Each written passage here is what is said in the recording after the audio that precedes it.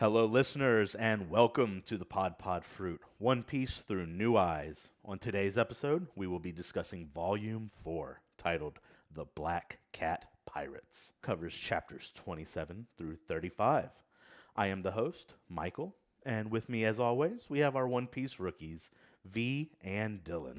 Hello. Hello. Let's begin.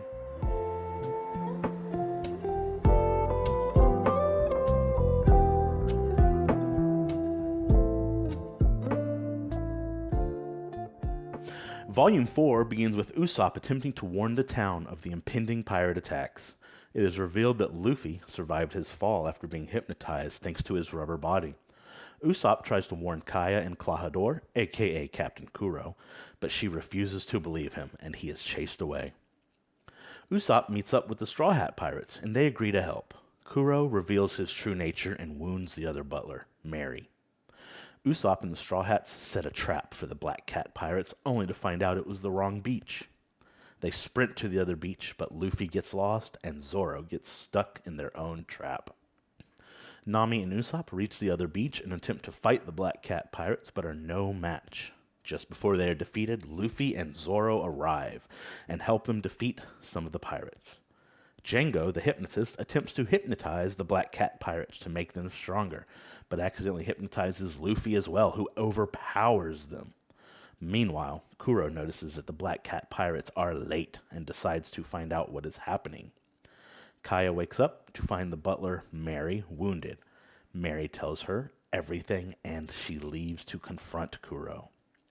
Zoro begins to battle the Meowben brothers, Butchie and Siam, only to have his sword stolen by Siam. Nami attempts to recover Zoro's swords, but is stopped by Django. Kuro arrives, angry that his plan has been delayed. Kuro gives his crew 5 minutes to finish up before he kills them all. Nami successfully gets Zoro his swords back, allowing him to fight back the Meowben brothers, only for Django to hypnotize Butchie to make him stronger. Nami then decides to wake Luffy up. Django nearly kills Nami, but Luffy accidentally intercepts his attack when he wakes up. Kaya arrives and tries to negotiate, but Kuro refuses to listen and tries to attack Usopp, only to be hit by Luffy. The Usopp pirates arrive and attack Kuro, but he ignores their attack. Usopp orders his crew to flee with Kaya, but Kuro sends Django after them. Kuro recognizes Luffy's strength as they are preparing to battle. And that is our summary for Volume 4. Today we're going to do something a little different than we have been doing. Previously we would cycle through our contributors here, our cast. We're going to just keep the opening of the conversation between V and Dylan, and I'll come in for closing comments, touch on anything that may have been missed, anything that I liked, my thoughts on the chapter. And to kick things off here, I'm going to go ahead and turn it over to the lovely, the talented V. Oh, shucks, Michael. Thank you so much. What an introduction. So basically we are taking over this podcast, listeners. This is what's happening. Do you want to hear my introduction for Dylan? No, well, it can wait. Oh, it's funny. I'll leave you the floor when I'm done. Okay. I'll let you introduce our dearest Dylan. Alliterative. Anyway, so chapter 27, True Lies. Lies, yeah. Sorry. So, we had kind of briefly discussed during the last episode what our guesses were in terms of why Klahadore or Kuro pushes his glasses up with the heel of his hands.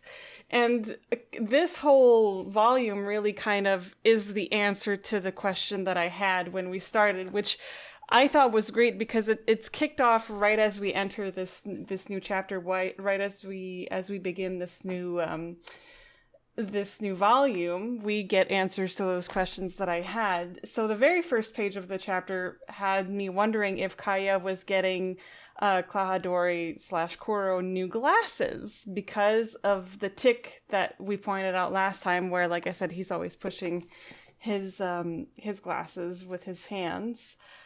Regardless, and at the time I didn't know that what I was guessing was true, but at the time I was thinking that it was extremely thoughtful of Kaya, which makes it hurt even more because of what we know now of him. Like, you can see the kindness and the care that she has for him, and you can see that she has a true concern for his well-being. Like, who buys glasses for one of their staff members, right? Like, it takes someone that's extremely kind and selfless to do that.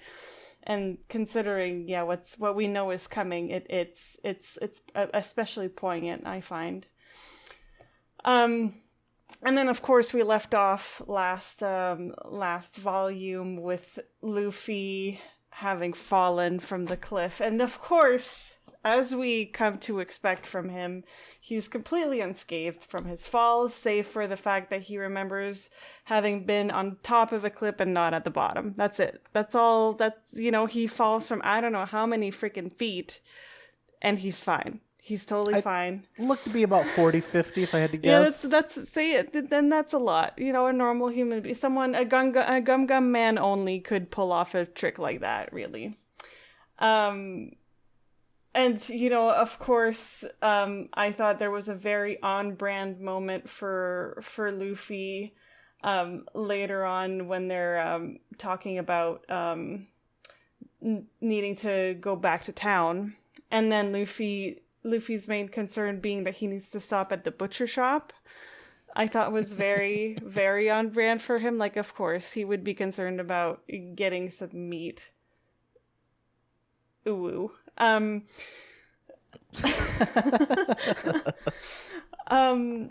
then I gotta say, a lot of this volume got to my emotions more than I thought it was going to. And this coming scene absolutely did that for me. It tore my heart. I can't say that I'm surprised that Kaya's first instinct is to not believe Usopp. While I'm sure that she found comfort in his tales, she also knew that they were lies, and I don't think she ever truly believed him. But it's extremely sad to see her react like that. No one trusts him except for his crew, and how I think it was last episode when we were talking, or maybe the previous one, when I was talking about what I think are his motivations in being a liar. I think he's a kid that has self-esteem issues, and that kind of bolsters himself up to build his self-confidence up because he has none. And with that in mind, the fact that no one trusts him is even more heartbreaking and makes me really feel for him. On a more lighthearted note, I really loved that Usopp's weapon is a slingshot. It kind of speaks to his childish nature, but he knows how to use it, and it's super effective. So that was neat. And then Usopp asking himself, why won't anyone believe me as he's running away from the mansion was a little bit odd to me. I was like, is he just completely oblivious to the fact that he's a fucking liar? And that it's no wonder that people don't trust him and don't believe him? Like, take a wild guess, buddy. Just take a minute and think about everything you've done and tell me whether or not you understand why people don't believe you.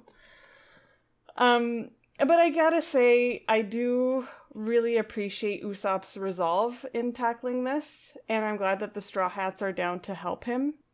But I have lost a little bit of the sympathy I had for him initially, because I disliked him lying to his friends again. Like, maybe he did it to protect them, but it rubs me the wrong way that this is an individual that doesn't trust his friends enough to confide in them and entrust them with his true feelings and true emotions. Like, there's a certain reality he needs to accept, that his friends are children. Like, well, right. Okay, that's true. That's true. I guess I'm thinking about it more from a perspective of, like, and Michael and Dylan could speak to that. I'm a very honest person. And when I have something on my mind or when I'm feeling something, I will say something. Oh, and yeah. Unfortunately. Thanks, Michael. I will continue to do so. But yeah, I guess that it bothers me. Dishonesty like that bothers me because I could not see myself lying to my friends the way he does. So yeah, that's what I had for chapter 27. It was very like high in emotion for me. It made me feel all of the things, and that was, that was definitely an adventure, an emotional roller coaster for me. And you can introduce Dylan now, Michael. You can The dastardly, the stinky Dylan. Saruman the Stinky. Saruman the... But yeah, I'm sorry. It seemed different. I just can't get it in my head. But again, like we said, the lazy story of the boy who cried wolf comes to fruition, like we saw from the first second. It was like, pirates are attacking, haha, so funny. And it's kind of funny. I mean, like I don't really have any sympathy for Usopp at all for it, because it's like, what do you expect, dude?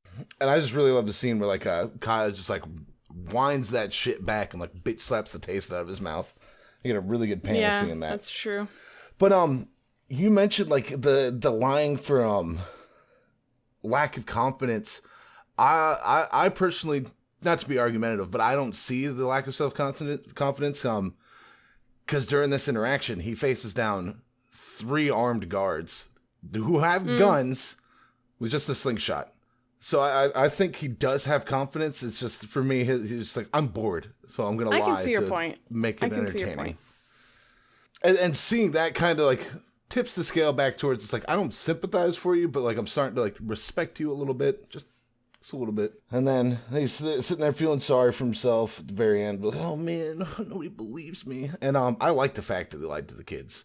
The lies he's starting to tell people, and we'll see more of it, as a way of being like, oh no, hey, haha, yep, nope, we're good. Just carry on. Carry on, people. Yep, nothing to see here. Keep it moving. But and then seeing the kids be like, man, he would just, I would never see it. It was like the kids knowing who he actually is, being like, I never would have expected him to just lie to get back at somebody like that. That's kind of fucked up. So the kids like they fall for the lie, but they're kind of seeing through it at the same time. And then he's got the resolve. He's like, you know what? Nah, no one's gonna believe me. Fine, I'll handle it myself. I'm gonna hold these pirates off. You really see it from Luffy and Zoro. They're like, all right, I got you. Like, we're gonna help you out. They're talking about it, and he's like, oh, I'm so scared. And well, is that this chapter? No, you're right. You're right. Well, yeah. I mean, that's pretty much all I got in this chapter. Did you call him Zoro? No, I thought I heard. If I call him I Zoro, thought I thought I heard you say Zoro. He's coming around, folks. I didn't. I'll listen back. We got this on record. Yeah. Pretty sure I said Zolo, but is there anything else you wanted to add here, Dylan? No, that's all I got. So, I did want to point out here the glasses thing that you were mentioning last episode. We were talking about how smart, how what's the word I'm looking for? Astute. The observations were that he's neurotic. He's a neurotic pirate. When the truth is actually a little bit simpler. He has. Do we see his claws in this chapter? Nope. No. Nope. But either way, it's because he has claws. You brought it up. I wanted to touch on it. Some things that I really loved about this chapter. Nami severely overestimating the town's opinion of Usopp. He runs off, and Nami's like, well, at least they'll have plenty of warning to prevent this pirate attack. She's not worried. She's like, okay, Usopp's going to tell them. So she clearly doesn't know who she's dealing with here. I think that the Usopp Kaya moment here, and him being chased by the guards, fighting off the guards, really gives a little emotional bite to this boy who cried wolf story. Here it does lift it up from where it began, and I'll probably touch more on stuff like that later. Completely agree. I mean, Usopp bites a guy to survive. He is kicking, clawing, fighting to get this done, and he really wants to accomplish his task. He is determined. He busts out that slingshot and actually fucks shit up. He does well. Lays out a bodyguard. I noted that the Kaya slap smack was very emotional. And when he's lying to the children here, I kind of want to agree and disagree with both of you a little bit. I think he did have good intentions. I think that those children are children at the end of the day, whether they're his closest friends or not. They look like they're about maybe 12 years old. I don't know if their ages are touched on. And they need to not be a part of this wishful thinking, right? I think Usopp ends this chapter with a very admirable...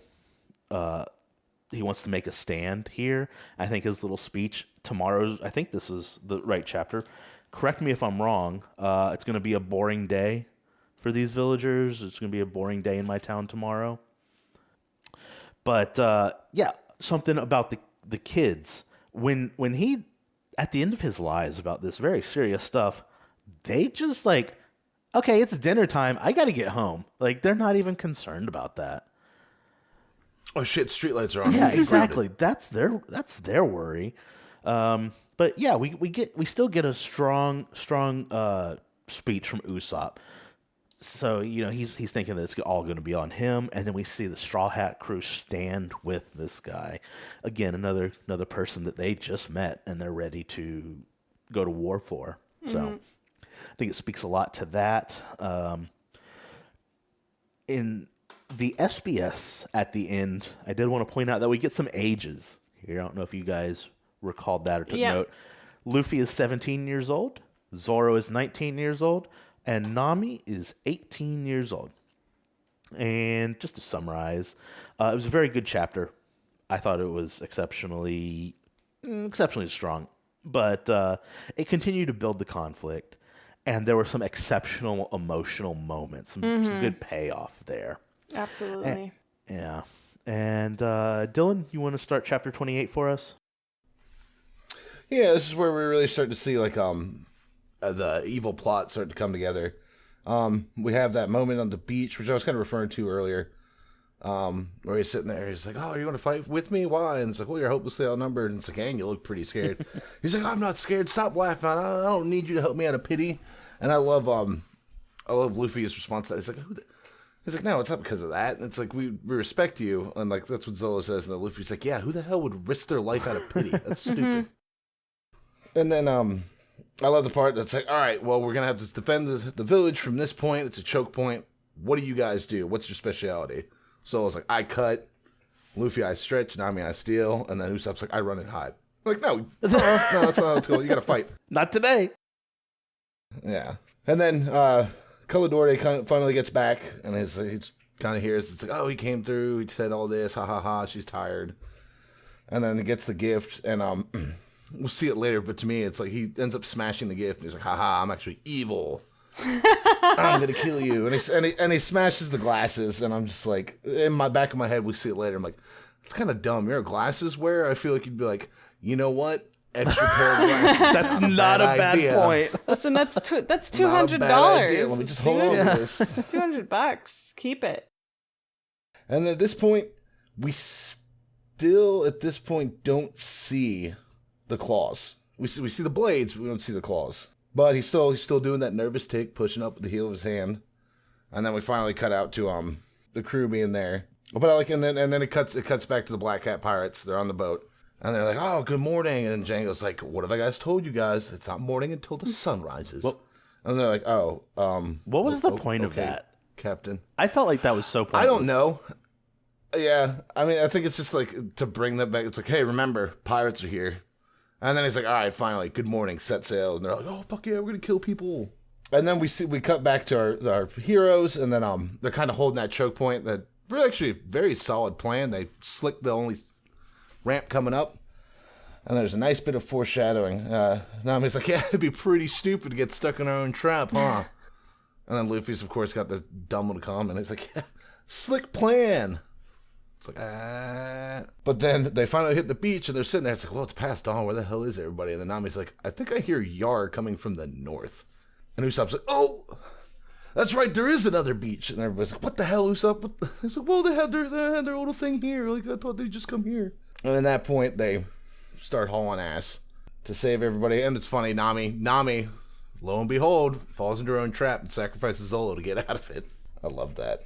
So I was like, oh, I swear to God, I'm going to kill that bitch. Right, yeah. And then, actually, you get to see a little, right before the end of the chapter, you get to see a little bit of Usopp's power. He's got all the Black Cat pirates storming up, and all of a sudden they all get laid out, and it's just nice panel of Usopp standing at the top of the cliff, kind of juggling around a couple of his lead bullets. Is he? With the slingshot. I like that. I think I missed that. Okay. I overlooked that. And then you also, very last cut is fucking Luffy. He's like, wait, I'm at the village. He said head north. I just ran where it was the coldest. It's like, my God, you are so useless. And that's why they need a navigator. But, yeah. Exactly. Navigator threw the swordsman Or a under compass, the damn bus to get to their treasure where, well. But that's all I really got. V, you want to take it away? Sure. I wanted to make a quick note of the 2-page spread at the beginning of this this chapter. I thought it was super well drawn. It's adorable. It's funny. I love seeing them in their little farmer outfits. And then I was like, is that Shanks that's riding on the... That is, it looks like, I thought the same Shanks thing. I was like, that's that's riding on Shanks. the cow panda thing? I'm not sure. But that creature. Dylan touched on it, but the flow of the I cut, I stretch, I steal, I run and hide panel was so good. I really It reminded me of the Three Stooges. Oh, it was so funny. Yeah, so they're trying to strategize, and I thought that was very clever, and like it was effortlessly funny. It was just so simple, but also extremely effective. Again, I got, like I said, this whole volume, I will continue to talk about that, was fairly emotional for me, but I got some pretty intense emotional whiplash. You know, one moment we're realizing that Kaya did indeed buy new glasses for Kuro, which is immensely thoughtful, and then just the next, he stomps on them and reveals his true intent.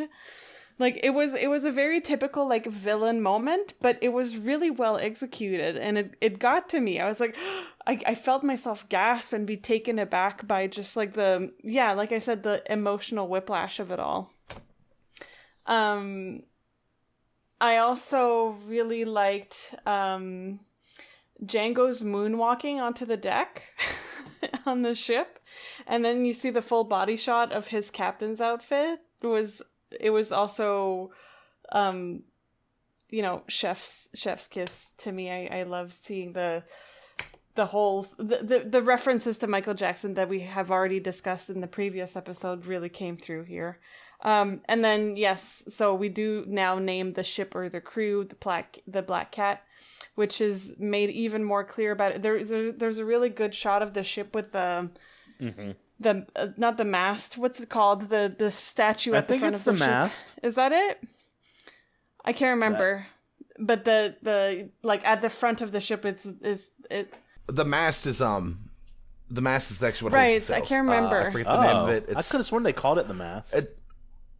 No, it's there's a specific term for it. It's basically like a hood ornament right, for a car. Exactly. But they have a specific we'll look at it. I'll look it up. Is it the later. bow? Bow? That's the part of the ship that it's on. It's on the bow of the ship, so it's like a bow statue or something. Anyway, something like that, but yeah, so you get the name of the crew, and you can see that on the ship itself, which I thought was really well drawn again. And then Dylan also pointed out that you sure did come up with a slick plan pun, which I thought was really funny with the oil. Like as he has his foot in the oil, he says the slick plan joke, which I thought was funny. And it's called a figurehead. Yeah, a figurehead, okay. And then when they came up with the oil plan, I knew that it was gonna backfire. I just knew it. I knew it in my bones. I was like, no, there's no way this is going to end well. And I was proven right. Although I gotta say, I'm not mad by the idea of Zoro covered in oil. I'll be honest. I can't say I can't. Yeah. Anyway, if only he'd been shirtless. It's fine. But all that's to say. All right, somebody get the hose out. We're down. All that's to say, I knew that something bad was going to happen, and it did. And then, yeah, I thought it was also very interesting to see each character's motivation as they're running to the other beach where the pirates actually are landing. Usopp is going after them because he wants to protect the village. Nami wants to protect her treasure. And Luffy gets lost because he has no sense of direction whatsoever. And that's why they desperately need Nami there, even though they're low-key all toxic for one another. But it's fine. But yeah, that's what I had on chapter 28. Michael. So yeah, you guys covered a lot of what I got. Loved. I didn't think anyone was going to bring up the opening art, the just like the little chapter cover art, for lack of a better word. So good. So good. I think that is Shanks, but he has 2 arms. He does have 2 arms. Loved. I cut. I stretch. I steal. I run and hide. Page 7. When I think Klahadore truly becomes Captain Kuro. Like, I think you can safely refer to him by his pirate name at that point. That bottom left panel where he's pushing his glasses up and it has the stress lines up and down his face. That's a different guy than the butler. Yeah, that's a good observation. I've already said it, but what was the point of that Django scene? They woke him up just so he can go back to bed, or did he go back to bed? It's not clear. It's not clearly drawn. Well, no, I think at the end of it, he's like, all right, it is morning now. Set sail. Was there time passing between that, or was it literally like seconds before morning? Yeah, I guess. I don't know. It was very weird. And also, I wanted to touch on the art of the chapter. It's on the back of Shank's shirt. It says Marvelous Noon, which I think is a play at Harvest Moon. Maybe. I mean, I feel like that's a think you might be stretch, right. though. Well, it might be because of the farm thing. It could be. Yeah, because the whole farm theme. That's just my thought. Because I played a lot of the Harvest Moon game, but that's beside the point. So Nami saying it'd be pretty dumb to get caught in her own trap. Great foreshadowing. Funny. Black mast, the black cat ship mast. Mast. I think that's the word we were looking for. No, wait. We said that it specifically wasn't that. The figurehead. The black cat ship figurehead. I thought that was cool. Again, already touched on. Wrong beach. How does that happen? Usopp's lived here, as far as we know, his entire life. How did you miss this? Are you really trying to protect these people? He's very unreliable. He's very unreliable, that Usopp. I'm telling you. I loved, again, Nami is my favorite Straw Hat of all of them. And seeing her put Zoro down, wrong decision, but beautiful. Loved it. Zoro needed to be there before Nami. Let's just be honest with ourselves. And of course, Luffy is gone. He's gone before anyone can say anything to him. Classic Luffy. Love the guy. Yeah, and then to kind of call out what Dylan pointed out that I missed, but Usopp does stand up to the villains and he takes a couple out. Very, very good stuff. Thought this chapter really built on what the last chapter had in really funny ways. I wrote down here, it's still transitionary, all set up, but funny bits, and we see a character get killed. And V, 29. Sure. So Usopp, I have words. I have words for you. Don't touch another woman's treasure or a woman's treasure. Like, Usopp claiming that Nami's treasure was his had me shaking my head. Like, she would obviously be pissed as fuck to find out that happened at the time I didn't. He's desperate. Yeah. And sure enough, she catches him red-handed and gives him a solid smack behind the head, as he deserves, because you just don't do that, bro. You gotta stop it with the lying, man. You have to. Yeah, so I had a moment also with Nami during this chapter where I'm not sure whether or not I buy her comment of what can I do against an army of ruthless cutthroats. I'm only a girl. Like, I don't know that she actually believes what she, like, I don't know if she's trying to like pretend like she's just like a damsel in distress, but that she's actually a badass, or I'm not sure if she actually thinks that she's unable to No, fight I don't them. think so. But I don't think this is her element. You know, there is a almost battle. Like, it's almost a battlefield here. Right. I guess she comes across as someone who's confident, and to see her in a situation where she expresses doubt about her own ability was a little weird to me. Like, and that's why I thought, is she just trying to fool us or not? So I had a little bit of a moment here where I was unsure.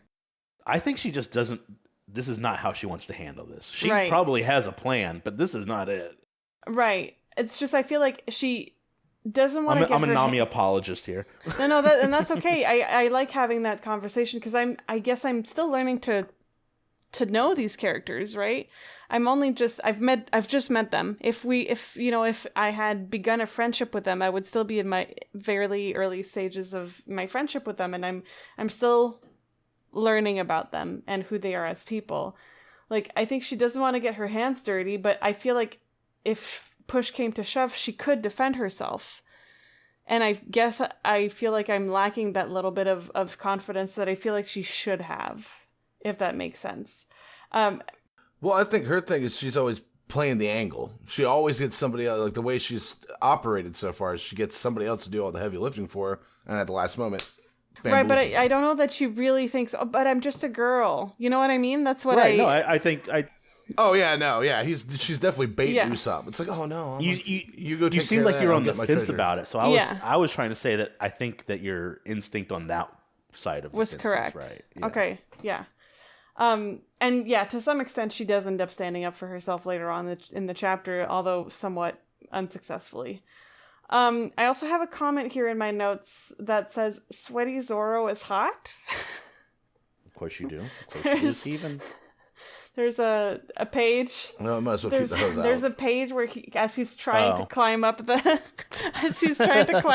hill that's covered in oil, he's all sweaty, and I kind of love it. Anyway, yeah, I also took a note that I really loved the artwork in the couple of frames where you see Usopp's head and face that are dripping in blood. I thought that was it was visually striking to me, and one of the reasons is the way that Usopp's face is drawn, it's comical. And I guess my brain is having trouble reconciling the fact that his face is drawn in such a comical and humorous way just by its traits. And he's experiencing something that is painful and that is like a little gory, like the blood is really well drawn there, and to have like the dichotomy of like gory and bloody and painful, and to see his like goofy face together was really like odd to me. And in a way to help me put things into perspective, it was assigned to me that he's ready to put himself in harm's way to defend his village and to make sure that they never feel the presence of the pirates. Like that, and that's the quote I think, Dylan, you were talking about. He wants them to believe that he has lied in order to protect them.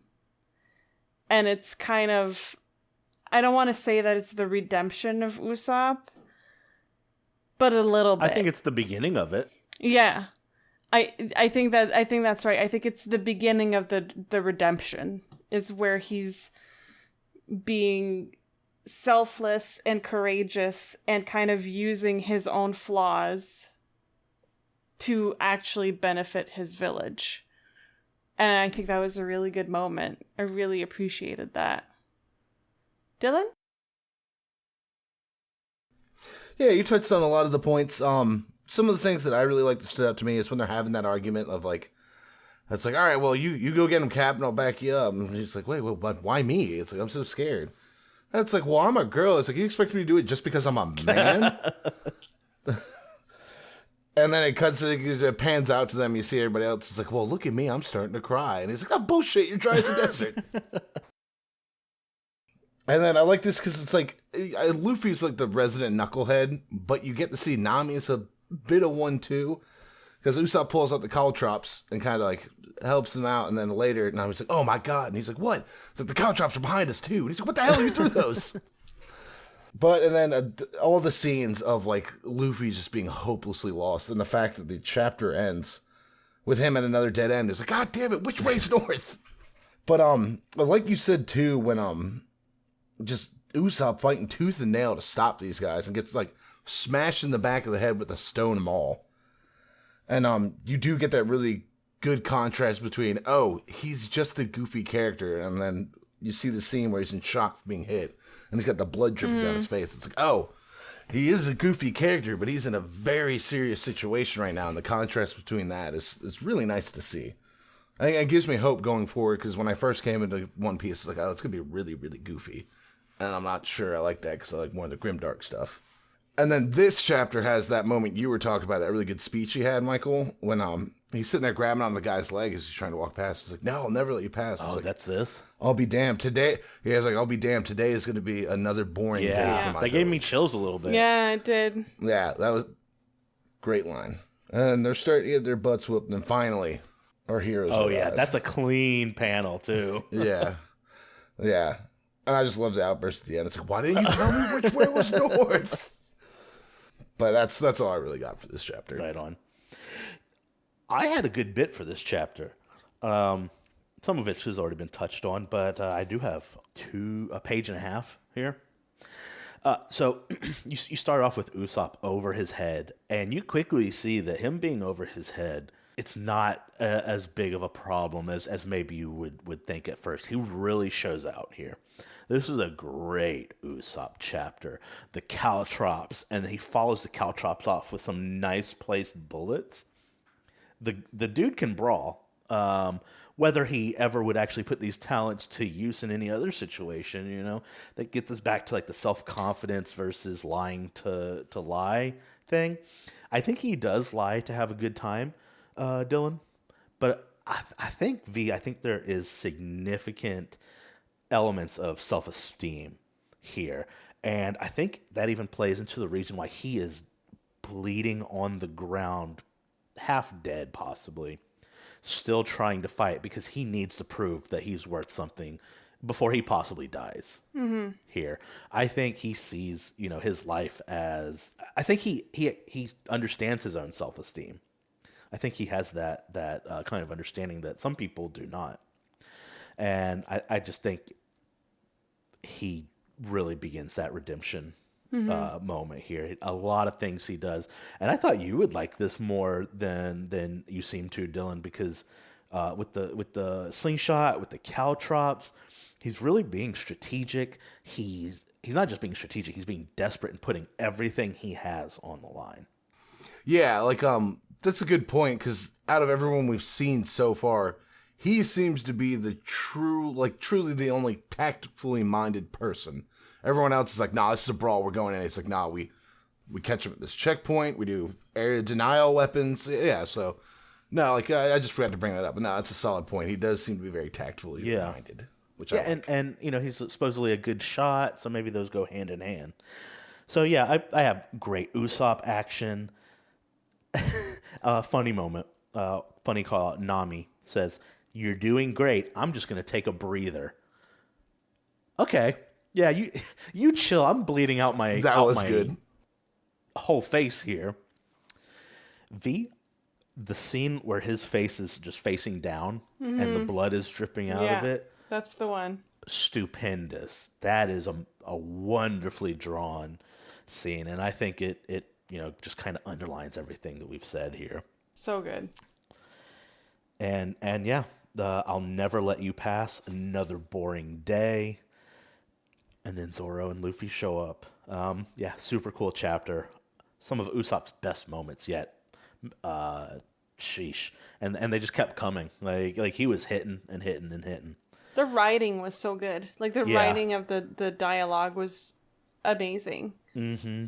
Oh, totally agree. And it had funny moments spurred throughout. So even with all this tense danger, I'd give that chapter a 9 out of 10 easy. I thought that was really good. And again, I finished the entire story of One Piece. I thought that was exceptional. Dylan, chapter 30. Alrighty. We called out the... Did you see the robot cover page? Yeah, no, I was just about to bring that up. I was like, since we're talking about the cover page, it's like the whole, like, the Straw Hat crew as, like, mechs in the city. Yeah. Well, all the people running away kind of reminds me of that TikTok Pitbull Oh, thing God. And I was just like, that's hilarious. But, you know, I like the scene, like, pretty much the opening scene where it's, you see Kaldor or Kuro at this point sitting out from the mansion. He's like, that's it. They're late. And then he heads off to go find them. He's like, you know what? If they're going to be late, I'll remind them by cutting all those throats out. And then we're getting back. We cut back to our homies. You get that interaction between Nami and Zoe. So it was like, you left me stranded. And she's like, well, better one of us was stuck instead of both. And it's like, then you should have stayed stuck. Like, why'd you drag me into it? And then again, Django starts using his hypnotism, and everyone's like, it's just hypnotism. He's trying to tell them they're stronger, and they're healed instantly. And then it goes off, and one of them just collapses a cliffside by punching it. And they're like, oh, holy crap. And they're like, oh, God, now we're in trouble. There's a whole army of them. And then all of a sudden, Luffy just sees red and goes charging down the hill. It's like, oh, great. He got hypnotized again, too. Wow, what an idiot. But then he goes down. He rips off. He bursts through all these pirates just easily. And what was it? Gum Gatling Gun was the move he used. And that was cool. I really liked the art for that. And then seeing all of them like flying away and everything, the art for that, and like all the impact marks on their faces. So the artist is pretty good at drawing the combat. I've liked everything I've seen for the combat that he's done. He's really good at, you know, I can't think of a word for it, but like actually like making it so the action shows. Well, now it's just like stills. When Luffy's still freaking out, runs up, grabs the what do they call it, the stem post of the ship, and just rips it off. And is getting ready to flatten everyone, and then Django again hypnotizes him to sleep again. And he ends up taking out a good number of the pirates doing that as well. And then it's revealed you got, was it Butchie and Siam? The Meowban brothers. Yeah, the Meowban brothers. But they're not introduced yet, but it's just like, oh, we got the Meowban brothers. We're going to call them in. And he's like, oh, I guess they have people in... Zola at this point doesn't seem like he's really shook up about it. He's like, oh, whatever. They got some people still on the ship. He's like, haha, I do. And then at this point, the little pirates, Usopp's pirates, have noticed the butler, or I think it's Onion who notices it, the butler walking towards the beach. And at that point, he's like, oh man, something's going on. And then it's assumed he runs and gathers the rest of the gang. But yeah, it's another great, pretty much action-packed, kind of felt like short chapter. Mm-hmm. Felt like most of it was just the action scene, so it reads pretty quickly. But yeah, that's all I got on this. What about you, V? Yeah, so we're going back to Kuro at the beginning of this chapter. I feel like there have been a lot of really interesting art choices made with this character in particular. Because just as he's sitting there on the stairs of the mansion, he's just pushing his glasses up. He still looks like an absolute badass. Like, if you think about it, someone pushing their glasses up like this is such a fucking nerd move. But he does it with the tie loosened. He looks like such a badass. I was like, damn, like he clearly is not to be fucked with. Like, don't. And then the frame right after that, that's where we get an additional hint as to what Kuro's powers are, where you see Mary wounded on the floor and the deep scratch marks in the floor and the walls.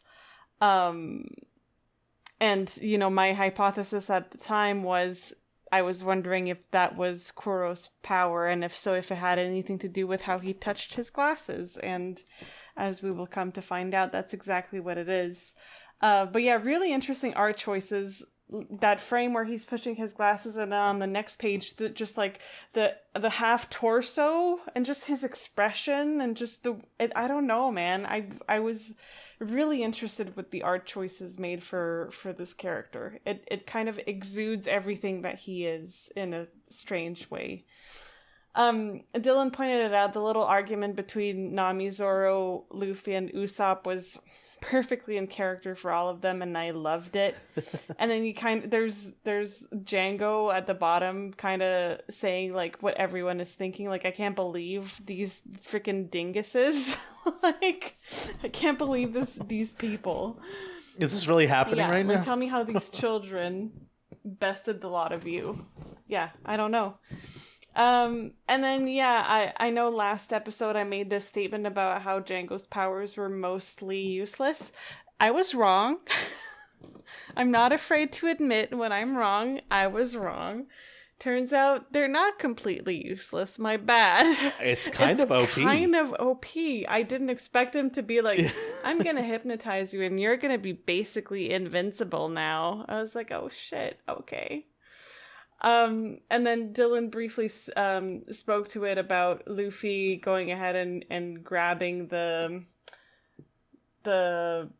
what do we call that, the figurehead, stem head the figurehead, but the whole chunky grab. I think they said it was the stern post. Do you know if that's accurate, post. Dylan? I think it is, because it's a part of the it's like basically like the whole center curve of the ship that everything else is kind of built stem around, like the stem of a flower. That makes sense. I guess I'm not sure. I mean, I like nautical stuff, but like I'm no expert by any means. But so Luffy basically failing his tasks successfully once again. There we go again. It comes in clutch, as per usual. And then, at the end, there was a little bit of a cliffhanger there, hinting at the Meow Band brothers and where Kuro's headed. Nothing good for our protagonists, I'm sure. Kind of for a little bit of foreshadowing as to more terrible things to come, which we will talk about in the next chapters. Michael, you want to wrap chapter 30 up? I absolutely do.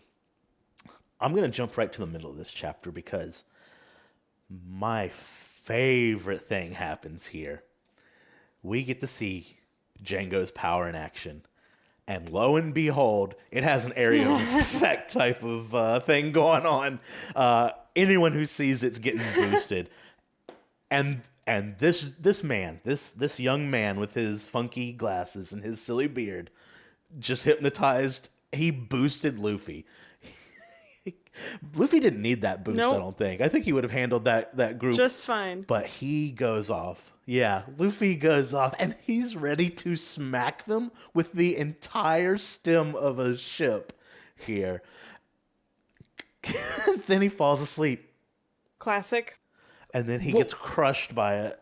You mentioned that it's something I noticed, because like the first couple times we see Django, he's hypnotizing himself as well. But if you pay attention to when he's doing it now, when he finishes and says 3, 2, 1, Django, you see he's pulling the brim of his hat over his eyes. I didn't catch that. So he doesn't see it. That's something I noticed. I was like, oh, okay. So he learned from his mistakes. Okay, that's cool. Hell yeah.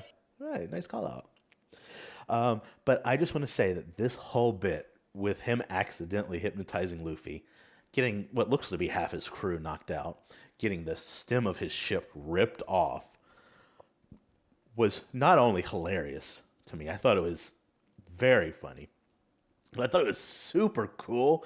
I thought it was thoughtful from the author side of things. It was just a really interesting turn of events. I forgot that this happened. Great moment. Right here I have hypnotism is badass. Oh, Kuro's crew waited 3 years for him, and he cannot wait 30 minutes for them. I mean, I know that there's a chain of events that has to be set off here, but come on, guy. He's rude. Kuro is a rude, heartless man. I'm just going to put that out there. You ain't wrong. I mean, he is a villain, so. After they get hypnotized, you get to see like random goon number 2 from the Black Cat Pirates rip a mountain up here. And when Luffy first gets hypnotized, he lets out a big ol' yar Did y'all notice? Yeah. Him yarring. I didn't know that. Yar. Like he becomes one Yeah. of them almost. We get to see our first Gum Gum Gatling, which fucks shit up. I put, oh dear. That's all I wrote for him ripping the mast.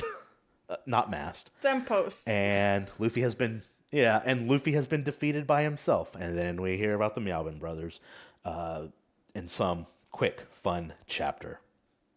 I had half a page of stuff here, but even though I loved it so much, but still, quick, fun. Hypnotism, very memorable, and quite funny. V, chapter 31 is you. Chapter 31 was another one for me that was full of emotion. We have this very compelling moment at the beginning of the chapter with Kaya and the realization that Usopp was honest in his attempt to protect her, and that whole moment was it was so good. It was well written, it was well drawn, it was captivating. I really enjoyed the way it played out, how she woke up from one nightmare only to have to face the very real one that has unfolded in her real life. That's a good call out. I thought was fantastic, beautiful. And the way that she was drawn throughout was also very beautiful and tragic, with a lot of wispy lines, but also very like relatable facial expressions. A true moment of drama in an otherwise mostly comical manga is how I felt about this. Also, I was very happy to find out that Mary was alive, because in the previous chapter we see him on the floor and lots of blood, and I was like, oh shit, is he dead? And he's trying his best to keep his calm and to kind of guide Kaya through what needs to be done. Overall, I think that was a great introduction to this chapter. And yeah, I feel like in a certain way, Mary kind of steps in for Kaya in a way where Kuro couldn't be there for her, if that makes sense. Like, it's kind of like he replaces the role that he had, kind of like the passing of the torch to someone else to take care of her, or a step in a new direction, or the beginning of a new era, so to speak. I'm not exactly sure what I expected from villains called the Meow Band Brothers, but that was not it. I've learned not to judge a book by its cover in this manga, but I gotta say the big bell on Butchie's neck was too much. It was a little much for me. I was like, is this it? Are those the Meow Band brothers? Like, I think part of it was the way that they were kind of hinted at the end of the previous chapter made them feel like they were like these super badass and intimidating people, and then you see them, and yeah, they didn't sell it to me, is what I have to say. Right. And then, yeah, sure enough, we have a little scene where Siam is being a very sneaky kitty indeed, but also, how dare you put your filthy paws on my baby's swords? Don't touch his swords. They're his swords. And don't do that. No. Don't do that. I was like, you dare. You dare do this to Zoro's swords. And yeah, it cannot end well. Probably for Siam. I would trust Zoro with my life.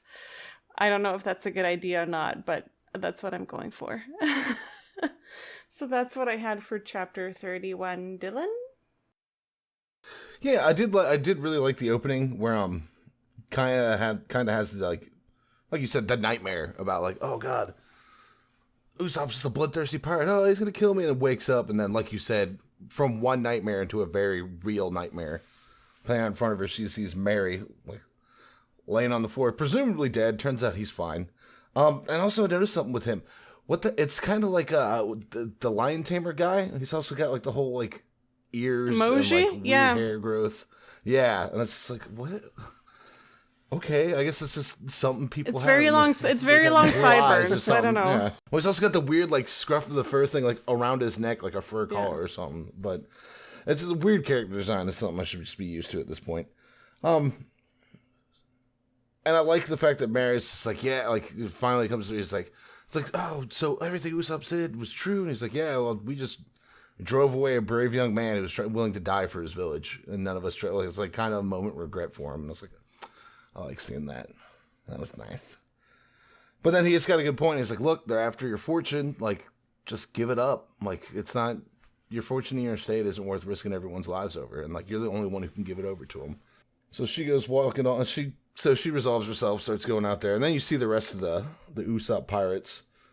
And I love the fact that, like, one of them, it's like, hey, man, wake up. And it's like, dude, I'm usually asleep still. Like, it's like 6 a.m., dog. Like, I don't do this. Then we see the Meowman brothers, and very much like what you said, it's like, oh. And I just don't like Siam. That's just, what a creep. It's like every creep you've ever met in your life, like, that's that motherfucker personified. And, like, and the cat puns, too. The cat puns, I was like, all right, come on now. But I did like the fact that it's like, oh, well, you gotta go fight him. It's like, well, he looks pretty tough. We're just the ship guards. He's not on the ship. I'm like, I don't really want to. And it turns out they're just faking it. And Zolo actually falls for it. And Zolo gets caught off guard, which is how his swords got stolen in the first place. Chump. Yeah. Right? Loser. Idiot. Stupid. Stinky. Ugly. Idiots. Anyone who likes him. And then it's like, oh, yeah. Dumbest people around. And then they're like, oh yeah, he did. He stole his swords. And he's like, yup, he's a cat burglar. And I was like, ugh, gross, ugly. But yeah, that's pretty much all I got. It's starting to see where people are starting to, like, I like seeing people starting to click. It's like, oh no, actually he was telling the truth. Oh shit. And then actually seeing it's like, oh, these guys look like chumps, but actually he might be in for a little bit of a tough fight here. But that's all I got. Yeah, so I'm actually gonna be a little harsher on this chapter than you guys were. I thought the beginning, the first half, in the Kaya mansion, if you will, was good. It was emotional, but there was no reason that Mary should have survived that. It was kind of a fake-out death, and I thought it cheapened the moment a little bit. And the author does... Right, the author does...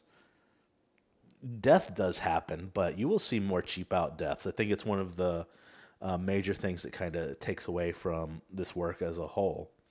But being able to reread it and see that happen again so early, it just like had me like, okay, yeah, yep, I remember that. And but again, the moment, it doesn't hurt the moment that much. I don't think that it takes a ton away from it. It is very emotional. Kaya is finding out that things have gone south, that Usopp was right, and that she is probably in danger. None of which is a good thing to wake up to. The Meowben brothers, for some reason, I wrote here as if I was going to go first or something. How do we feel about them? And I have seen how you feel about them, and we are in agreement here. I dislike them. I do not think they are cute. I don't think they're particularly funny, and I don't think they're particularly clever either. With the cat puns, somewhere in my notes it says more cat puns ? So Dylan, I'm with you. Oh yeah, not a fan of those. Those are lame, and they're not even like great cat puns. Yeah. It's not like litter box lights out or something. I don't know if like litter box lights out is good. What? Litter box lights out? Yeah, it's like when you're knocking someone's lights out. Oh my goodness. But you're a cat. Please shame Michael in the comments. Scaredy cat fighting style, eye roll. Yeah, all I had to write about this chapter was just okay. 5 out of 10. 32 is Dylan. I kind of... Because it opens up with the fight, and watching the fight, it's kind of like, oh, okay, like, Zolo's really not all that impressive if he doesn't have all of his sword. You figure someone who's mastered a 3-sword style would be able to easily handle stuff. Zolo. Would easily be able to handle stuff with just the one sword, but nope, he actually struggles a bit. And then he says, like, yeah, I got isn't one sword enough? Throws the sword away. He's like, oh, perfect. And I was like, ugh, stop. Like, I get it, you're cats. Like, cut the fuck Please out. Stop. Yeah. And then another misdirection. I kind of like the whole like misdirection fighting style of thing that they're going. I hate the character, kind of hate the puns, but the misdirection, constant misdirection in the fighting to throw them on their back foot, I like a lot. Because you get the really nice thing where it looks like he just like almost cuts him right in half, and it turns out it's like, no, I'm just wearing a really baggy shirt, and he just cut my shirt. Got his ass. And now it's just a nice midriff. And it almost looks like, I would say if Zilla didn't get any backup in this fight, he might have been in some trouble, because he almost gets stomped flat by that catapult catastrophe. Yes, he does. Yeah. Yeah. It's okay, Dylan. You can just call it. Yeah, it's just Jumps on. Yeah, it jumps on. But although it's like I did say all the things like, oh, he's having some trouble, like he is still able to fend off 2 attackers with 1 sword. So I guess it's impressive. But it's like seeing how he's handled like or Morgan Axehand and stuff like that. You're like, really, you need all 3 swords to be able to handle like you? I don't know. Just a little. It's all about the points of contact. Yeah, little nitpick, but. And then Usopp comes in and tries to help out, and then you kind of see like Zolo's kind of is aware of what's going on around him, like intercepts the thing. He's like, "What are you, stupid? Are you trying to get yourself killed?" And I'm just like, "Oh, I didn't think about it. No, he's protecting us." Usopp's like, "What do you mean? He doesn't need to be protecting us." He's like, "No, if we attack them, they're going to shift their focus and start attacking us, and we're not going to be able to handle them." Which I like. I like seeing that. That was a good little point, and like kind of like the fact that they are aware of their limitations, unlike Luffy, but. And then now he's like, all right, I'm gonna go get the swords. And it's weird. Usopp's like, oh, let me do it. She's like, dude, you can barely move. Like, just sit this one out. Which is a complete shift to the like little argument they had like a chapter or 2 ago. Where it's like, oh, I'm a girl, you should go do it. And then you see Django actually gets a little more like hand to hand involved and like slices open Nami's shoulder when she's going for it. He's like, And it turns out his little hypno thing isn't just a little medallion, it's actually a blade. What I really like is at the end, every one of the enemies just frozen in absolute fear because Kuro has finally arrived. Mm-hmm. Yeah. And just seeing this like the like unfiltered fear on all their faces, be like, oh god, we're so screwed. Like that I thought was a huge moment for Kuro. I was like, that okay. Now we're seeing the depths of it. That was really revealing, and I like that a lot. And then that's where it cuts out with that. And he's like, what's going on? Why are you taking so long? But that's all I got for this chapter. B? Yeah. Okay, so I'm getting the ick, okay? And I'll tell you guys why. When I first read this chapter, I was like, I like the cat puns. I'm a sucker for puns. So, like, all the cat-themed attacks and the cat puns, I thought was really neat. And then the more you guys talk about it, the more I'm like, actually, I fucking hate it. Yeah. It's like, oh shit, that's actually a little lazy, isn't it? I was going into this being like, oh yeah, cat puns, haha. And now I hate it, and I wish they never happened. So thank you guys. I appreciate it. Anytime. And Dylan, I don't know what you have against Zoro, but see, you got to remember, I read a lot of like the R.A. There Salvatore. we go, the R.A. Salvatore. It's like seeing that whole like multiple swords, badass fight. It's a trope that I'm very aware of, and I'm a little more like, I don't even know if it's a trope. Been there, done that. I mean, Matt Mercer even fucking dog shit on it, for Christ's sake. In my notes, I said that I didn't need another reason to love Zoro more, but I was given one. I thought it was a really good moment of humility for him. I think that he's fully aware that a lot of their physical strength relies on him, and he's trying his best to keep his friends away from danger, even though he knows that he's at a disadvantage without his swords. Also, at this point, he must be aware that with Luffy out, is impetus the right word? Is right, on him. Yeah. It's on him. And that's what I think he is keenly aware that he's not as good a fighter as he is with 3 swords. And I think he's still trying his best. And I think that's very telling of his character. And I feel like the fact that he's aware of that shortcoming makes me forgive that shortcoming.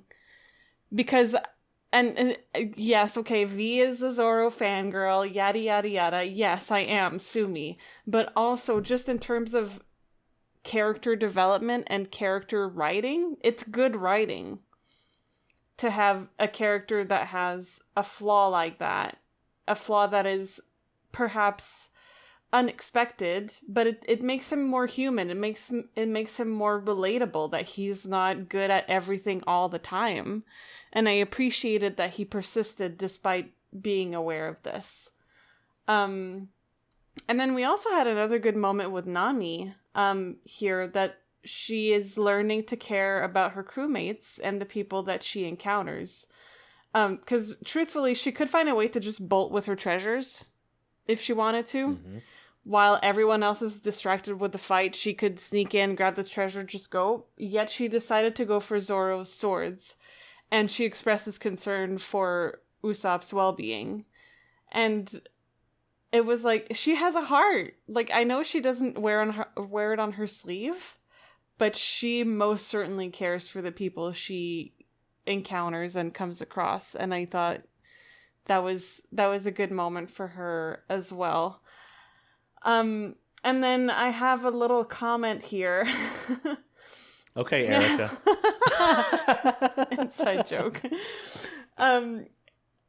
As Kuro is arriving, there's like a close-up of his jacket, and I noticed that there was a little poop symbol on his jacket.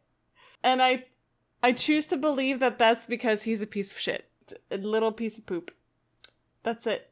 That's all I had for chapter 32. Michael? So, yeah, you guys covered a lot that I had taken down here. I like seeing Zoro ask nicely at first. He does. He says, hey, give me my swords back. But we decided to be disrespectful. And by we, I mean the Meowbin brothers. And you don't disrespect Zoro like that. Am I right, V? You don't. You don't do that. You don't do that. Again, we got some more cat puns.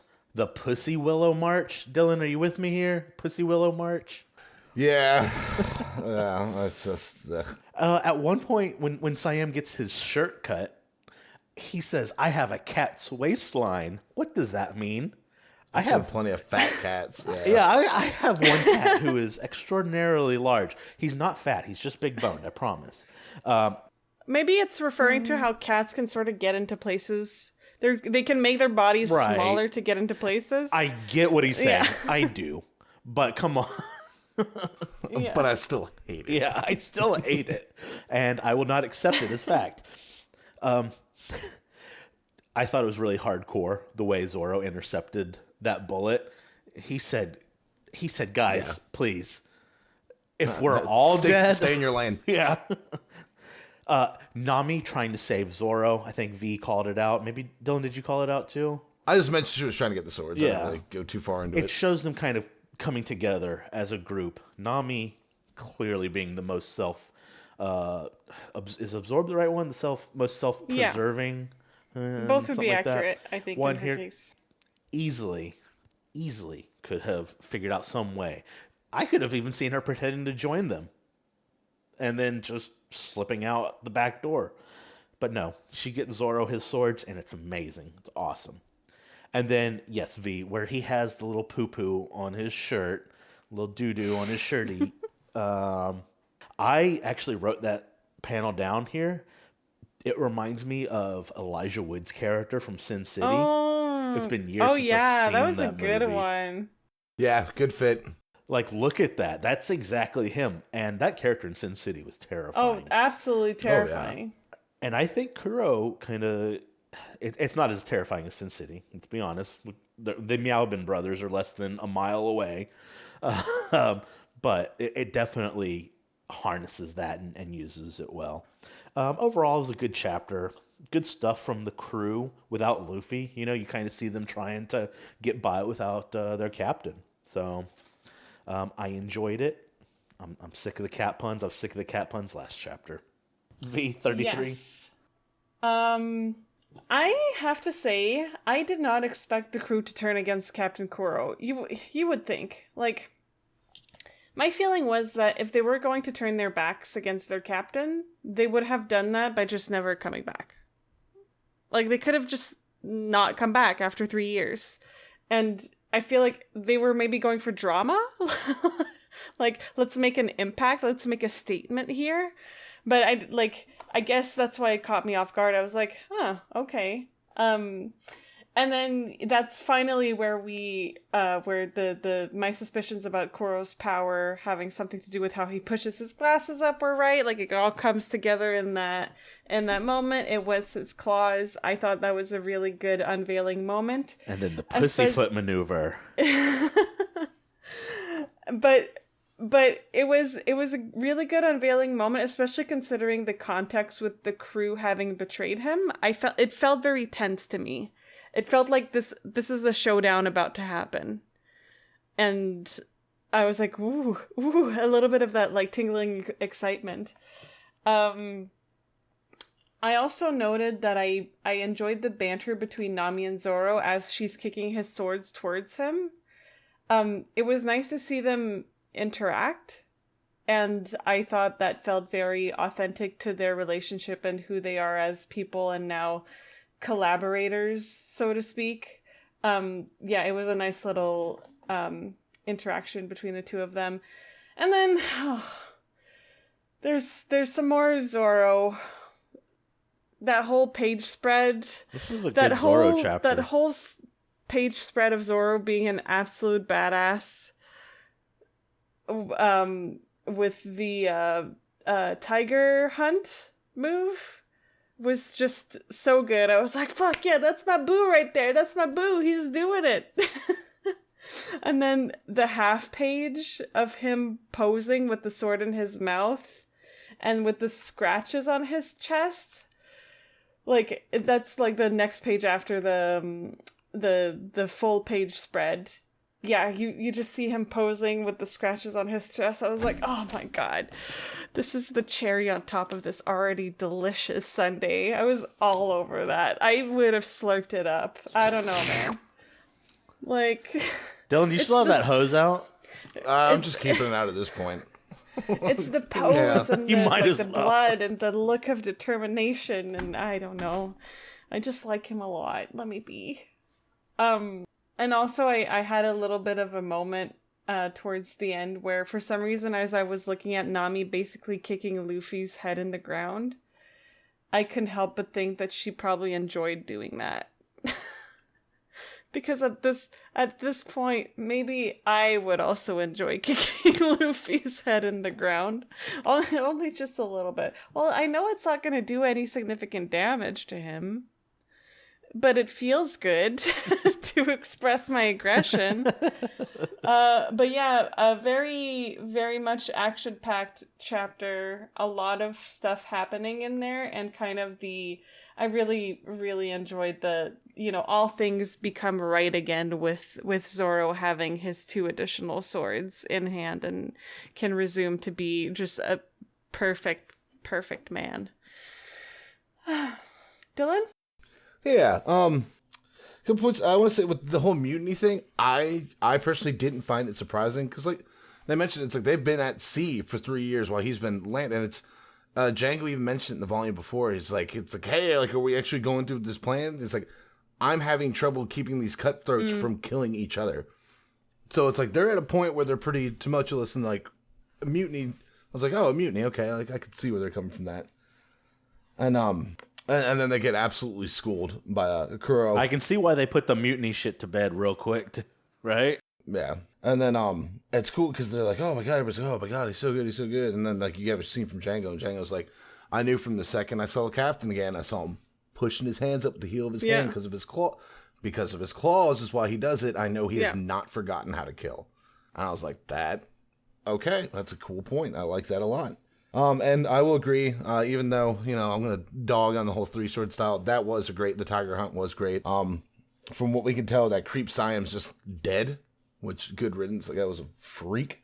Again, yeah, stomping on, you don't see, I'll touch more on it in the next chapter, but stomping on his head to wake him up is amazing. And then, the hypnotizing powers are actually like, yeah, they actually seem to be like super, like really useful and powerful, because, even after he gets hit and he's still alive, he's like, oh, damn. He's like, he kind of kicked the shit out. He's like, hypnotize me. Like, I need to fight this guy, hypnotize me, or else I'm not going to be able to beat him. I like that a lot. Oh, and then you can see he actually throws the chakram out. I don't think they've revealed it as a chakram yet, but he chucks that at Nami, and the cut is, hit the deck, and it's coming right for the side of her head. I like that. It was a good little cliffhanger for this chapter.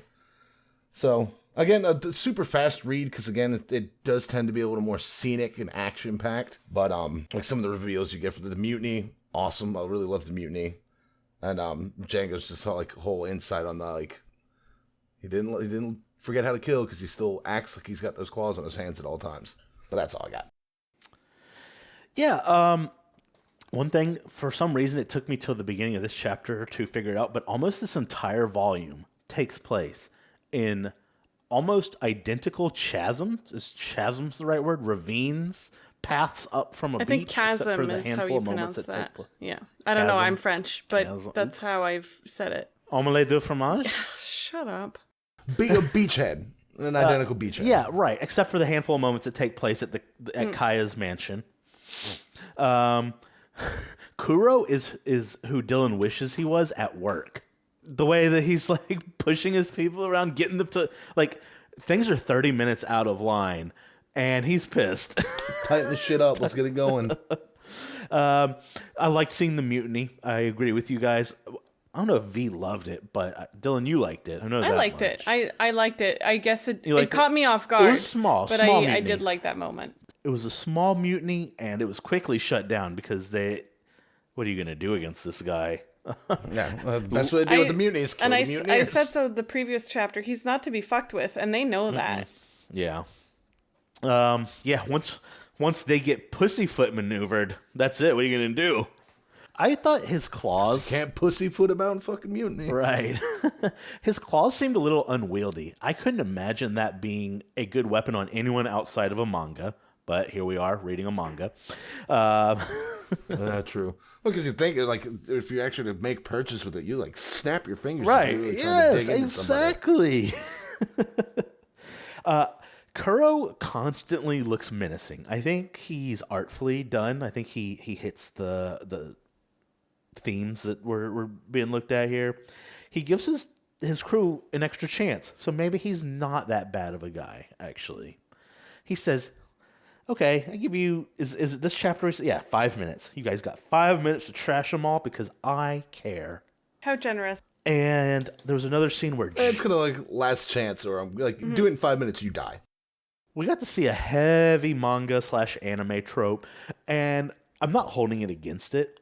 It's just something I notice. You know, anime and manga has its tropes, and it's covered in them. Where where Django starts explaining the backstory of Kuro with the hands and stuff.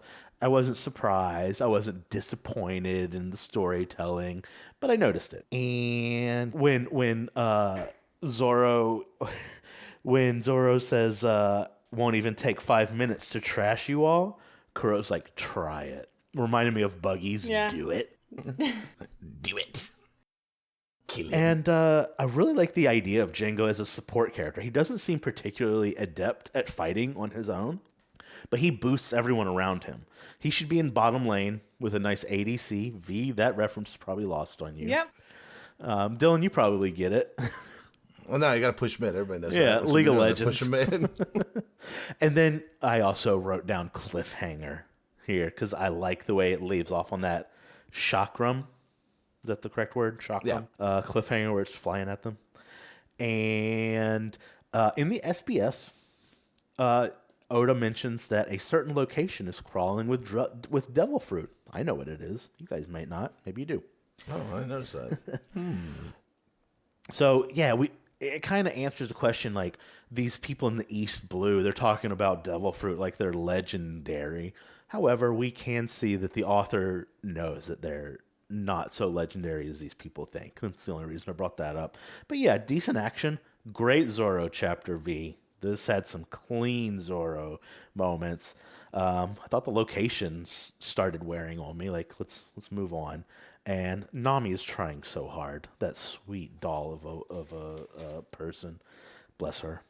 Dylan, 34. Am I the only one who's not going to be like a simp for one of these characters? We'll see. Your time may come. Alrighty, 34. I just love the opening. It's like stepping on his face, hey, and like he gets up and he's like, oh, Nami, you're such a creep. Why would you step on my head like that? And then just gets nailed in the back of the head with the chakram. And then lo and behold, I mean, he gets hurt by it. It actually cuts him. Like he's bleeding now, which is so from what we're seeing, bullets, which I guess are considered blunt impact, because I mean everything looks like it's like musket, smooth bore, like Right. lead. I see lead where you're ball, going with this, I think. lead ball munitions, so it's not shaped. So, but blades and needles or something that can hurt him, even though he's made of rubber. So that's interesting. And then of course, being the way he is, just yanks the thing out of the back of his head, and I love it because it's just like, I don't know if it's supposed to be like a narrator, or if Luffy's just narrating from himself and has the big panel, and it's like, Luffy's back in action. That hurt. Like that panel a lot. I think that was Zoro saying that, I think. Oh, okay, yeah, I can see it because it's like looks. Oh, yeah, I see the lead up. It's like looks like Luffy's back in action, and then I guess okay, yeah, because it has leads up with it. So yeah, Luffy's back in action is probably Zoro, and then Luffy's probably just screaming that hurt. Okay, Yeah. That's exactly. That makes a lot more sense. I was like, looks like Luffy's back in action. Yeah, I can imagine Zoro being quite happy to see that after what he's been through. He's like, that really hurt, and I'm just like, it wasn't me. I didn't do that. Yeah, and he immediately is like, oh, your shoulder's bleeding, and then like he immediately loses all that ire because he actually cares. He really cares about his crewmates. And then it's just like, this is a fight we got to win this fight. And he's just like, what? Nami, what the hell? And it's like, there's a lot of treasure on the line. It's like, there she is. That's the Nami I know. And it says same old Nami at the bottom. I love that. That was great. And then, like, finally paying attention to his surroundings, like, oh, hey, the evil butler's here. And then, again, Kuro's just like, oh, we got 3 minutes. Everybody starts panicking, freaking out. Well, then Kyle? Kaya shows up. Yeah, my boy Kyle showed up at the party, and she got lit, dog. Yo, he brought some fucking... Kyle. Jack, dog. Oh, dude. Oh, Kyle. But is Kyle's mom's a bitch? Big fat bitch, the biggest bitch in the whole island. Yeah. But then Kai shows up and she's like, hey, look, hey, stop. Like, I found out you're really an evil pirate. Stop. She's like, just, you know what? Take my money, take my estate, take everything I'm worth, and just leave the village alone. And then Kuro just kind of lets her have it. And it's just like, I've worked with you 3. You've grown so much. I've worked with you. You were sick. I took care of you. It's like, you know how humiliating it was for me to grovel at every whim and whimsy you had? Just a spoiled little brat. At that point, Kai pulls out the heat. Well, no, she pulls the heat before, and then he just like immediately talks her down. It's like, what you saying? She's like, well, that was really mean, and then like drops the gun. She doesn't seem like the type that's really gonna pull that trigger, if we're being honest. Yeah, and she loses resolve, and then Usopp gets really pissed, and he goes flying at him, and I guess he got pussyfoot maneuvered. It happens. Because he ends up behind him, and then Kuro is starting to feel a little cocky. He's talking his shit, and he's like, oh, you hit me with all your might that day, and just gets laid the fuck out by Luffy from across the field. I love that scene so much. And Jacko's like, what the hell was that? And then Luffy, of course, being Luffy, it's like, oh, you don't like getting hit? I want to hit the shit out of you now. You don't like getting hit, old man? How many times I got to teach you this lesson? But yeah, like, kind of cool seeing kind of Kuro's like whole, like, even it's like, hey, like, you can just take it and leave. And he's just like, no, like, what I did for you for 3 years to sell this plot, I found it humiliating. The only way to redeem myself is to kill you. And it's like, wow, you're a huge piece of shit, and I hope you die. But yeah, and then Luffy doing his Luffy thing, just that whole ending of the chapter right there was chef's kiss for me. Just the shot across the field. Amazing. But that's all I really got. B? Yeah, Dylan, you touched on a lot of things that I had noted. I had a thought. I was thinking it's always a fun time to watch people be surprised by Luffy's power and realizing that they're fucked. I did get a little bit scared seeing blood on the back of his head. I was like, oh, is our boy not completely impervious? But I was fairly confident that he would be fine. Because it's Luffy. And I don't know. I feel like I'm trying not to think too much ahead, and I'm trying not to try to figure out what's coming up next in terms of important storylines. Like, I'm sure there's going to be a moment where we seriously think Luffy's dead, and I don't know what that's going to look like. But, you know, all that's to say, this cut was enough to hurt him, but not enough to do much damage. And I'm curious to find out what will. That's a great question. Yeah, that is going to be answered at some point, I'm sure. And this, for me, the highlight of this chapter was kind of the confrontation I was waiting for. Kaya showing up at the beach, just the half page of her standing on top of the hill with, you know, the battle ahead, and Kuro right in front of her, turning his head back towards her, was a great image. In that same panel, you see the stem of the ship just like laying in the that's background. true. I love it. Yeah. Attention to detail. Yeah, and that whole page was so dynamic and vivid. It's like and just the way that she is drawn when she says his name and tells him to stop. It's like I could hear her exact tone in my head. Like I could vividly hear it. I could tell how much... a lot of authority behind it. Yes, there's authority, there's determination. It's 2 words, but they mean the whole world. And I thought that was wonderful. That is a really solid panel. I didn't really pay much mind. I didn't either. It's a really good panel. And then, yeah, Dylan, you touched on it, but the writing as Kuro is explaining the depths of his betrayal, that everything he'd done for her was just fuel for his revenge, and that he held this deep, seething rage against Kaya, was amazing. Like, and I'm whenever we do the overview of this volume, I'm going to go into it a little bit more, but that was a fantastic villain moment. A really, really good villain moment. There's so much raw, dark emotion in every single word of that monologue. It's like spitting and angry and vicious. Like there's so much of that rage and anger there that it was imposing. It was intimidating is the word I'm looking for. Yeah, it was a very intimidating monologue. But yeah, otherwise Dylan touched on basically everything I had for chapter 34. Michael?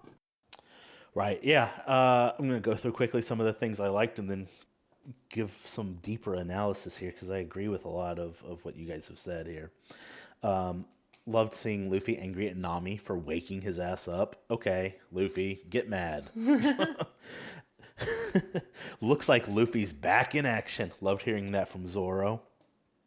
And seeing Luffy more worried about Nami's shoulder than the gash in his head, beautiful moment. The whole Kaya Usopp exchange and then the Kaya Kuro exchange, emotional, and it landed. It was well done. And yes, I would agree with both of you. I think Kuro's speech here is very moving it's emotional. It makes me feel contempt for this guy. And I wrote here, Kuro is really sick. He's explaining this, all the background that he's been with this young lady, and the way he can do this, the way he can, turn on her with seemingly no regret. He doesn't seem to have a ounce of sympathy. None whatsoever. No. No, yeah, he's a sicko and he's a sociopath. And I think his little monologue here, I guess it's not a monologue, there's other things going on, but nails it. Nails it. But then Luffy socks him. And that was the release I needed at that moment. And I took like 3 lines on my little notebook paper here, writing, "Oh shit, Luffy got him," with a little heart next to it.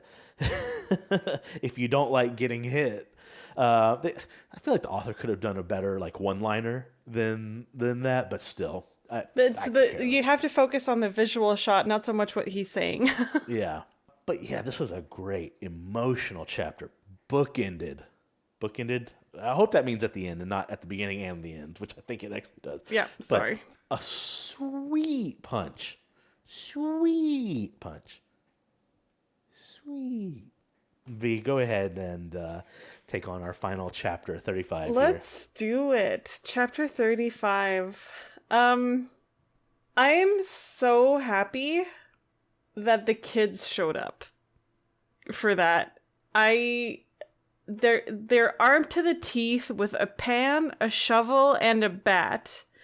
But they're so ready. They're so ready for this. It's immensely pure and naive of them, but it means everything. It's so cute. You could just see how much they truly care for him and how much they regard him, and they see him as a great guy. And maybe he is. He's still kind of a lying piece of shit, but there's merit to this character for sure. And they more than anyone else see that. They see his qualities despite all of his shortcomings. Kuro's glasses shattering as he's pushing them up his nose with the heel of his hand was a chef's kiss moment. There's like this third of a page there where you see his long claws and he's pushing them out and the glass is just shattering. It was an amazingly drawn shot. If only he had that extra pair of glasses that he threw on the ground. And that's what I was referring to when I brought that up. It's like, I mean, that's kind of stupid. It was so good. It was visually just striking. And I feel like this manga has done that several times at this point, where it's like I get into the sense of comfort and as I'm reading it, and then once in a while it hits me in the face with a beautiful shot. And I'm like, so good. Also, this chapter's Zoro fangirl moment is brought to you by his badass stance while he's holding a sword out and saying, basically, you shall not pass. Oh, yeah. That was a fucking king move. Like, he's there, he's in the way, he's stopping Django from moving any closer. Beyond this point, you shall not pass. I was like, that was my fangirl moment, really. Yeah, like I said, king move, delightful, 10 out of 10, marry me, please.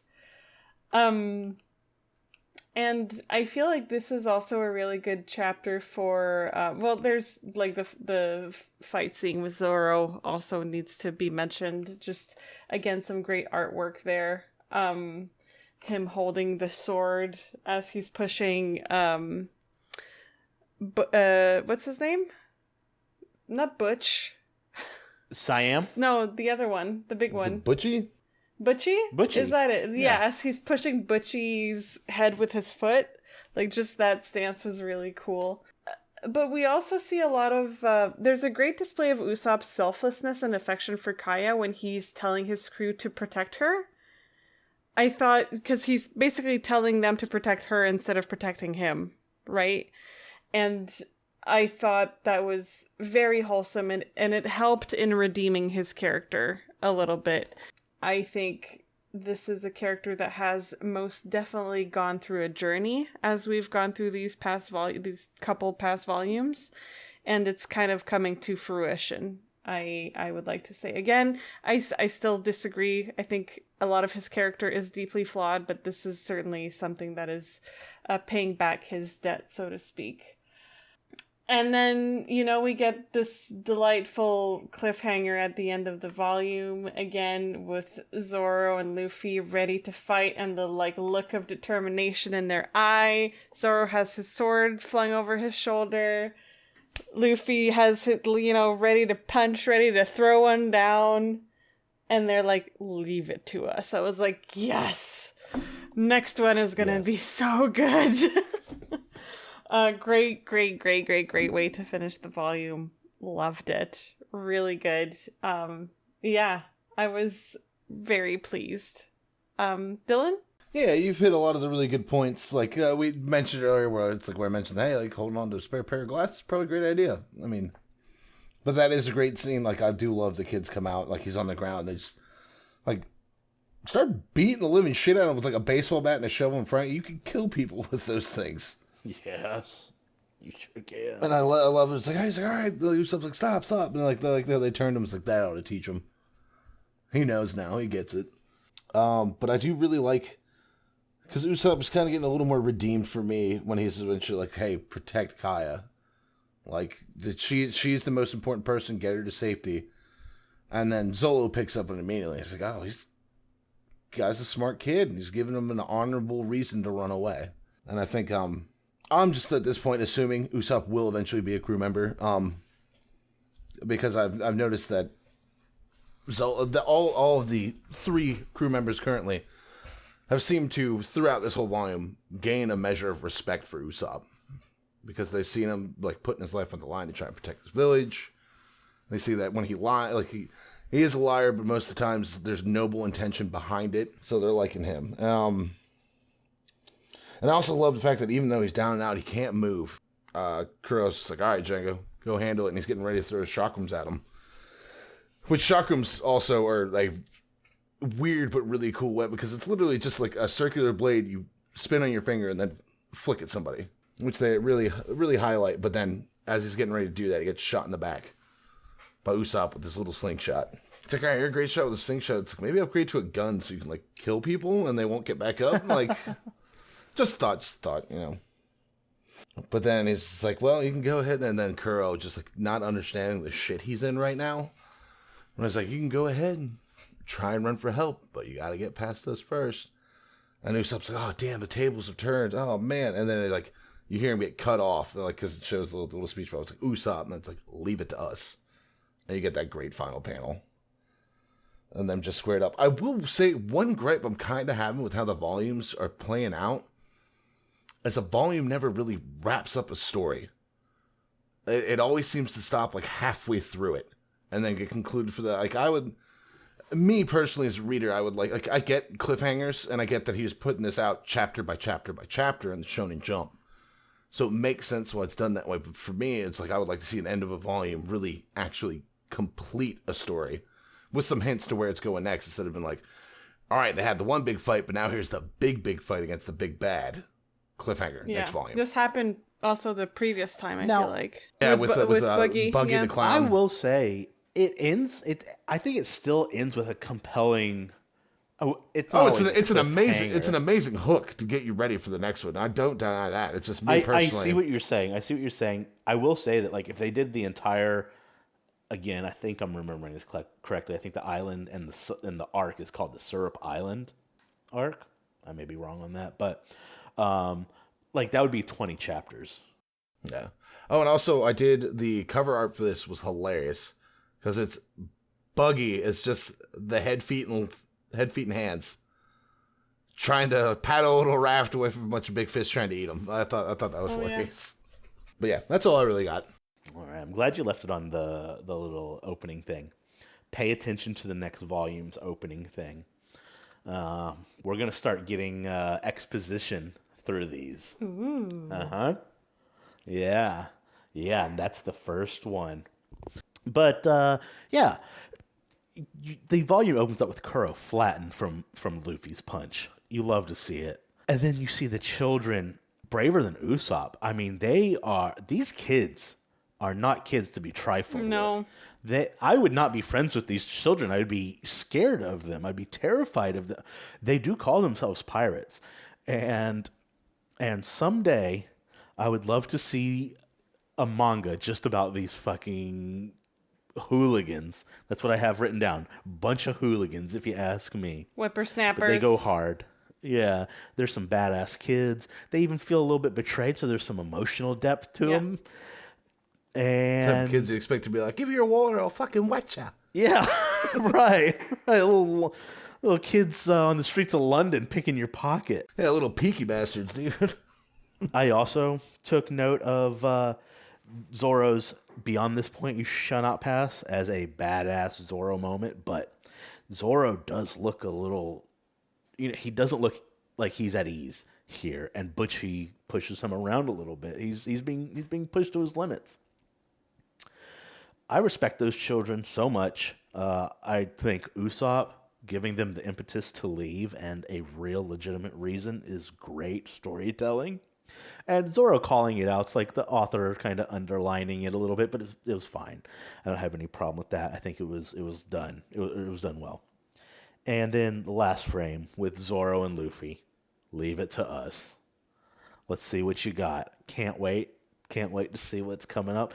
A lot of this early stuff I forget completely. There's certain bits and pieces that I remember, but I have read the story, but I am just as excited as either of you to read. I embargo myself. I don't really read ahead or anything.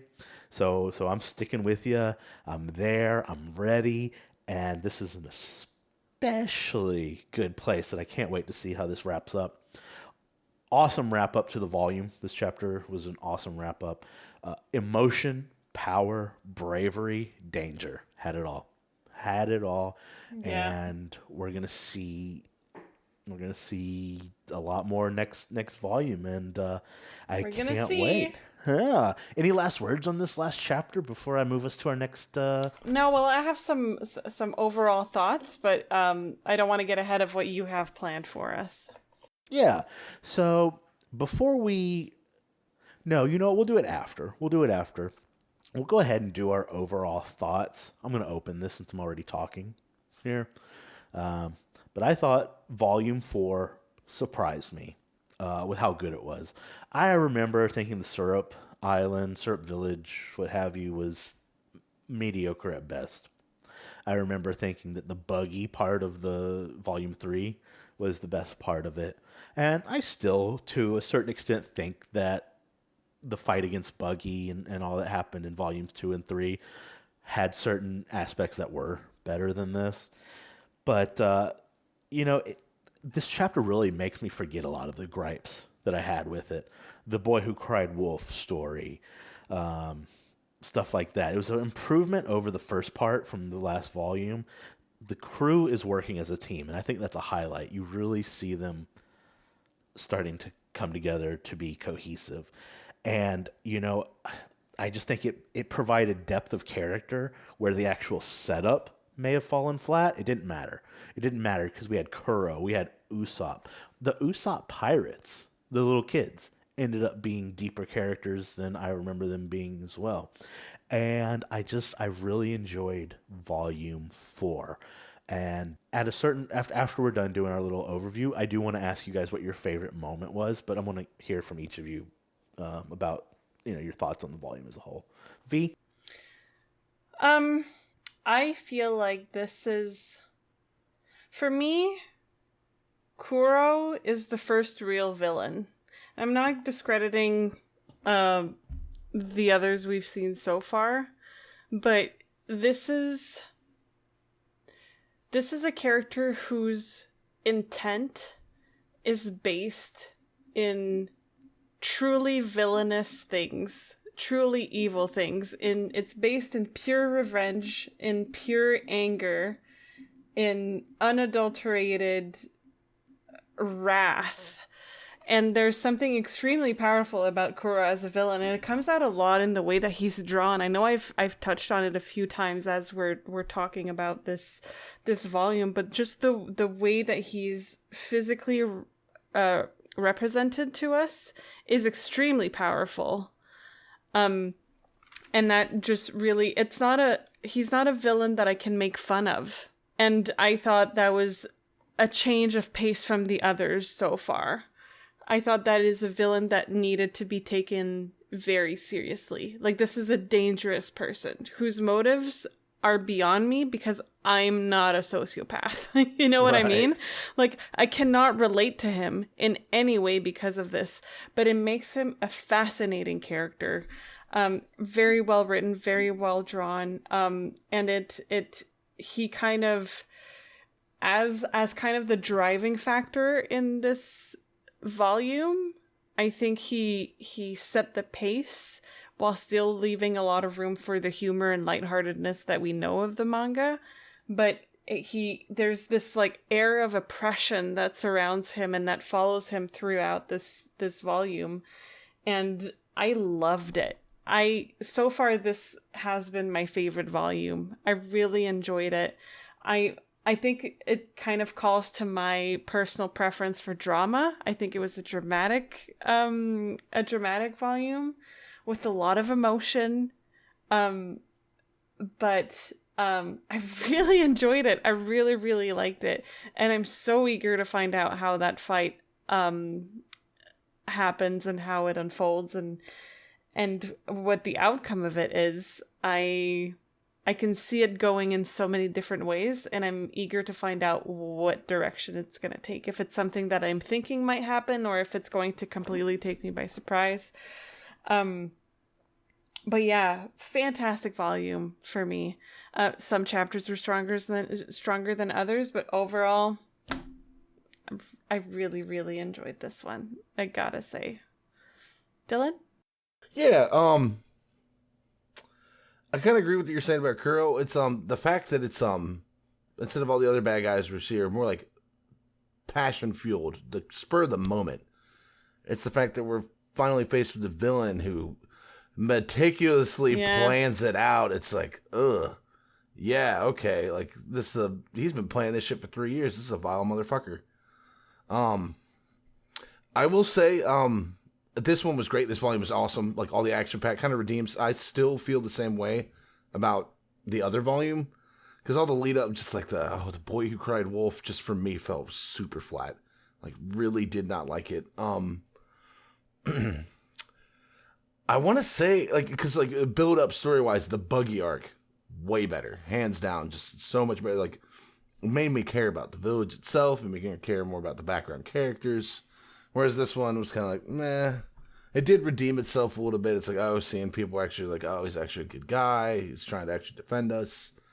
But it's the whole, I think it's just as an American, the boy who cried wolf thing is just so overplayed in our culture that it just didn't really sing well with me.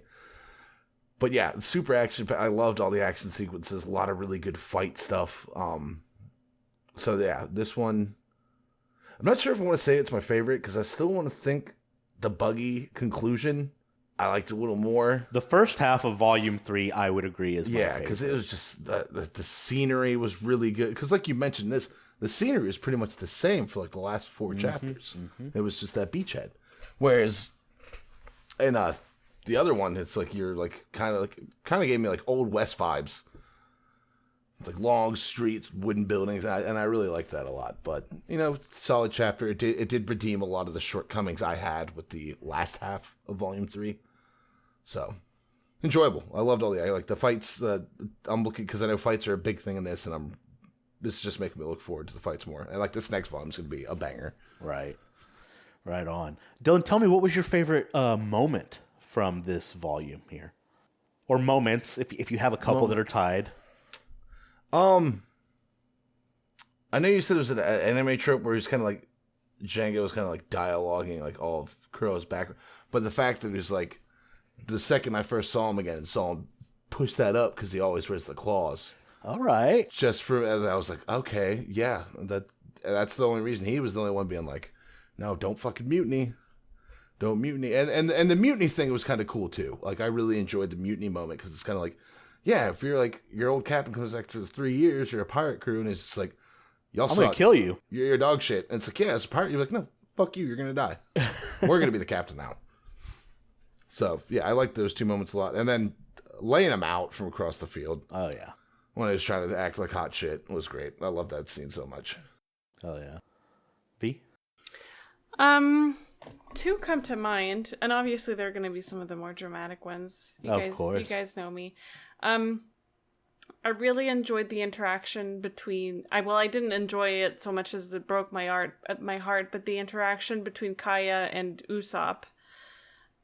Just when they're at odds, or when they're apologizing? When they're at odds. When I guess seeing the despair in Usopp trying to convince her and trying so hard to express that he's being honest and he just wants to save her, and he's trying so hard, and he's so desperate, and Kaya's pure disbelief and like this, like she feels the sense of betrayal. You can tell that she's being torn apart by this, by the fact that she wants to believe him, but she knows better.